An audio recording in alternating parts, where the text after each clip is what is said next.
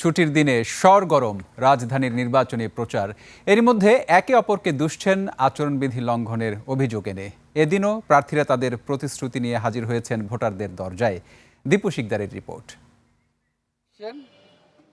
শুক্রবার সকাল থেকেই প্রচার শুরু করেন ঢাকা ৮ আসনের বিএনপির প্রার্থী মির্জা আব্বাস।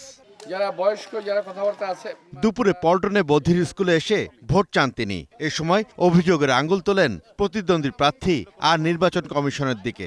সম্পূর্ণ আচরণবিধি লঙ্ঘন করে কথাবার্তা বলছে। এগুলো নির্বাচন কমিশনকে আমাকে লিখিতভাবে জানাতে হবে। কেন? এত নির্বাচন কমিশন দেখছে, পত্র পত্রিকার মিছিলে, মিটিংয়ে, রেডিওতে, বক্তব্যে তারা বলছে, শুনছে নির্বাচন কমিশন। কমপ্লেন কেন করতে হবে? এই জন্য আমি মনে করি যে এই মুহূর্তে ওদের সঙ্গে আমাদের লেভেল প্লেইং ঠিক নাই। শাহবাগে ৮ আসনের এনসিপি প্রার্থী নাসির উদ্দিন পাটোয়ারি জয়লাভ করলে চাঁদাবাজি বন্ধ করার কথা জানান। 12 তারিখে শাপলাগুলিকে ভোট দিবেন, ইনশাআল্লাহ বাংলাদেশ থেকে চাঁদাবাজি বন্ধ হবে ইনশাআল্লাহ। ঢাকা ৬ আসনে গণ অধিকার পরিষদের প্রার্থী ফখরুল ইসলাম বিএনপির ইশরাক হোসেনকে সমর্থন জানিয়ে নির্বাচন থেকে সরে দাঁড়ান। গণ অধিকার পরিষদের সম্মানিত সভাপতি জনাব নুরুল হক নূরের সিদ্ধান্তে আমি মোহাম্মদ ফখরুল ইসলাম ঢাকা ৬ আসনের বিএনপি প্রার্থী ইশরাক হোসেন সাহেবকে সম্মতি জ্ঞাপন করছি। এ সময় মানুষের কাছে ধানের শীষের পক্ষে ভোট চান ইশরাক হোসেন। আমরা দুজন একসাথে মিলে কাজ করে যাব।